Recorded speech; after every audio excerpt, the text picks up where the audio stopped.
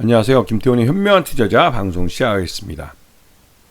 본 영상에서 다루는 내용은 투자 권유가 아니며 각 개인의 투자 판단에 대한 책임을 지지 않습니다. 별도 SNS 채널 가입을 유도하거나 투자 권유 및 유료 리딩 서비스를 홍보하는 불법 사칭 계정에 유의하시기 바랍니다.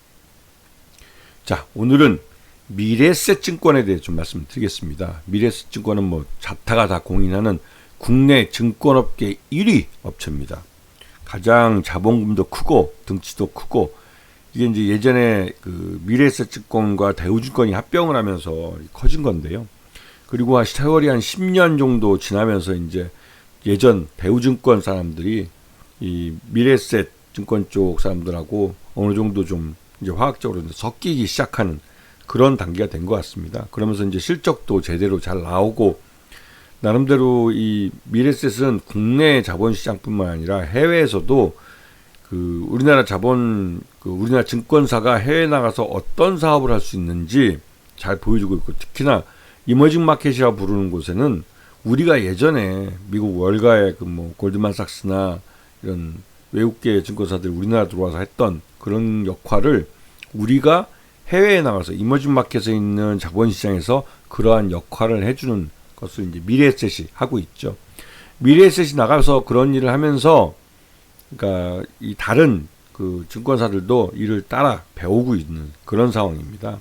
그래서 이 미래에셋이 굉장히 좀 해외에 나가서 제 역할을 좀 잘 해줘야만 우리 다른 그러니까 자본시장에 있는 다른 증권사들도 그러한 해외 진출에 좀 더 적극적으로 나설 수 있을 텐데 말이죠. 자, 지금 보시게 되면 매출 외형도 증가하고, 영업이익은 어닝 서프라이즈가 할 만큼 늘었고, 단기 순이익도 굉장히 많이 늘었습니다. 이게 이제 그 시장에서 기준금리 인하나 이런 그 호재성 재료가 없는데도 불구하고 자체적인 노력을 통해서 이 정도 실적을 해냈다는 건 대단한 거죠. 무엇보다도 이 미래에셋 증권의 성장은 이 트레이딩을 잘하기도 했고, 또 웰스 매니지먼트 쪽에서 꽤 큰 자산들을 유치하면서 나름대로 경쟁력 있는 부분을 잘 키워간 겁니다. 지금 세전이익이 1조 1000억이나 되고, 그 다음에 1800억이나 되죠. 순이익은 8900억이나 됩니다. 나름대로 이게 굉장히 큰 수익을 잘 낸 거라고 볼 수가 있는 것이고요. 이런 식으로만 잘 가면 올해는 이제 세전 순이익을 1조 이상 낼 수도 있는데, 그렇게 할 수 있는지는 한번 두고 봐야 될 것 같습니다.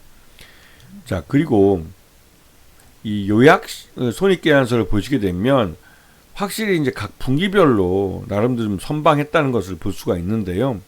그런데 문제는 이제 이 4분기 때 이 좀 실적이 주춤하는 모습을 보여주고 있는데, 이거는 이제 무엇보다도 12월 초에 있었던 이제 윤석열의 불법 비상계엄, 이 영향을 좀 받은 모습입니다.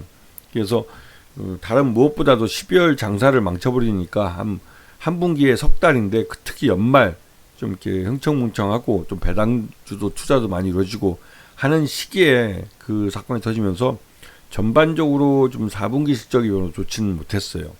예. 그래도 온기로 1년 연간으로 따지면 2023년과 비해서 어닝 서프라이즈는 맞습니다. 자, 그리고 브로커리지 쪽을 보면 기본적으로 이제 브로커리지 쪽은 미래에셋의 이런 미래에셋 예전에 대우증권 쪽 사람들, 그런 쪽 사람들이 두각을 나타내는 곳인데요. 워낙 대우증권이 지점수가 많았고 인력도 많았기 때문에 여전히 예전 미래에셋 증권의 지점보다는 대우증권 쪽으로 이제 그러니까 취업을 해서 이쪽 지금 현재 이제 간판을 이제 미래에셋으로 바꿨죠. 그래서 이제 이런 브로커리 쪽은 그쪽 대우증권 사람들이 꽉 잡고 있다고 해도 과언이 아닐 정도로 그쪽인데, 이쪽은 워낙 경기를 좀 탑니다. 이 증권업이 이제 금리 인하나 이런 호재성 재료를 타고, 그렇기 때문에 여기서 이제 실적이 많이 늘었다고 해서, 위탁금의 수수료가 많이 늘었다고 해서 이게 다음 해에도 바로 또 연결되는 건 아니에요. 그렇기 때문에 이거는 좀 어떻게 보면 이벤트성이라고 볼 수도 있는 것이죠.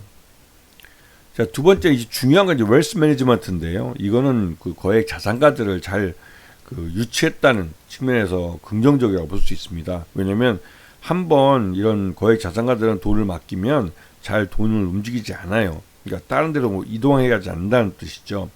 그런 의미에서 이 웰스 매니지먼트 쪽이 잘 크고 있다는 건 그 미래에셋의 향후 실적에 대해서 안정감을 주는 요인입니다. 왜냐면 자산이 늘어나면 늘어날수록 그 자산이 한 바퀴 돌았을 때 거기서 나오는 이제 수수료가 훨씬 더 크기 때문에 이 자산 규모를 키운 건 미래에셋이 나름대로 장사를 잘한 거라는 걸 볼 수가 있는 것이죠. 자, 그리고 IB 쪽 투자은행 쪽인데요. 이 투자은행 쪽도 나름 선방을 했습니다. 선방을 했는데 4분기 때 실적이 완전히 안 좋았죠. 이게 그러다 보니 이제 IB 수수료 수익은 4분기 때 완전히 죽었습니다. 그리고 뭐 기업 여신이나 이런 부분은 좀 늘어났고, 근데 이제 IB가 이제 4분기 예산을 마친 게 아주 좀 타격이 컸죠. 자, 그리고 트레이딩 쪽에서는 그 나름대로 선방하고 실적 잘했습니다. 잘 운영을 했고, 운영을 한 부분에서 실적 수익도 잘 났고, 그래서 이제 실적이 증가하는 데 기여한 부분도 있죠. 그리고 해외 법인과 이자 손익은 이건 좀 그 해외는 아직까지는 그 이머징 마켓도 그렇고 그 수익을 못 내고 여전히 이제 돈만 집어넣고 있는 그런 상황이기도 한 것 같고요. 그러다 보니 이 해외 쪽은 아직까지는 그렇게 확실히 그 실적이 뭐가 더 증가하겠다라는 기대감을 갖기에는 아직 조금 좀 부족한 부분이 있어 보입니다. 자, 그리고 요번에 최근 들어서 미래에셋 증권의 주가가 막 오르는 이유는 다른 무엇보다도 이 주주 환원을 강화했다는 점. 특히 발행 주식을 1억 주를 소각하겠다고 한 게 굉장히 컸죠. 1억 주가 뭐 1억 주 하면 굉장히 좀 많아 보이긴 한데 일단 1억 주씩이나 발행 주식을 소각한다는 건 일단 1억 주를 사야 됩니다. 자사 취득을 해야 되고 취득한 주식을 소각시켜버리기 때문에 주당 가치는 올라갈 수밖에 없는 것이죠. 예.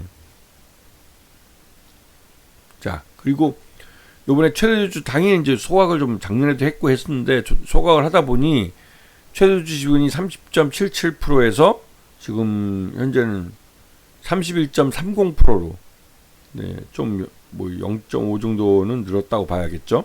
네. 그런데 미래에셋이 갖고 있는 가장 큰 문제는 이 경영권 불확실성입니다. 이게 말 그대로 다른 지주회사들, 특히 이제 금융주주회사들 만드는 회사들이 많은데, 근데 거기 이제 미래에셋 같은 경우도 경영권 승계를 위해서 이 뭐랄까요, 이제 이런 지주회사 체제로 가는 게 훨씬 더 유리한데도 불구하고 이제는 지금 현 체제 내에서 충분히 수익을 빼먹을 수 있고 지배하는데 별 문제가 없어 보이기 때문에 이 체제 지금 미래에셋 박현주 회장이 미래에셋 자산운용과 에셋캐피탈, 미래에셋 컨설팅 세 회사를 지배하는 그러면서 이제 실질적인 지주회사 역할을 하는 미래에셋 캐피탈을 통해서 주력 회사인 미래에셋 증권과 미래에셋 생명을 지배하는 이런 구조를 가져가고 있습니다. 근데 문제는 이 미래에셋 컨설팅이라는 게 이 회사가 이제 미래에셋 매니지먼트나 YK 디벨롭 그다음에 이런 종목들을 좀 이제 뭐랄까 지배하고 여기 미래에셋 컨설팅에는 그 박현주 회장의 그 가족들 일가족들이 다 들어와서 이 미래에셋 컨설팅의 그 박현주 회장 개인 사족이 한 4점 몇 프로가 있죠. 예, 그러니까 그 91%가 오너 일가 가족들의 지분입니다. 네, 미래에셋 컨설팅에. 그러다 보니 이제 그 밑에 미래에셋 매니지먼트나 YK 디벨롭먼트 이런 비상장 업체들이 대부분 미래에셋 컨설팅 쪽에 있고요. 근데 중요한 건 미래에셋 컨설팅이 박현주 회장의 지분을 넘겨받아서 미래에셋 캐피탈의 최대주주가 돼야만 지주회사가 이제 완성이 될 수 있는 그런 모습인데 여기에 들어가는 비용이 너무 크다는 거죠. 결국은 그 박현주 회장 일가의 그러니까 자식들이죠. 아들, 장남과 뭐 이런 쪽에 이 미래에셋 캐피탈의 이런 지분들, 그러니까 지주회사 역할을 하는 지분을 그 넘기는 게 굉장히 어렵다는 겁니다. 그러니까 지주회사를 만드는 게 이제 굉장히 비용이 많이 들어가는 비싼 작업이 됐어요. 그래서 그러다 보니 미래에셋 캐피탈이 지금 잠정적으로 이제 지주회사 역할을 하긴 하는데 미래에셋 캐피탈에 대해서 박현주 회장도 34.3% 정도밖에 지분을 갖고 있지 않고 미래에셋 컨설팅이 10% 갖고 해서 40% 정도를 갖고 있는데요. 그리고 미래에셋 매니지먼트를 통해서 9%니까 거의 한 50% 정도 미래에셋 캐피탈을 통해서 이 미래에셋 증권과 미래생명을 지배한다고 해도 과언이 아니죠. 네.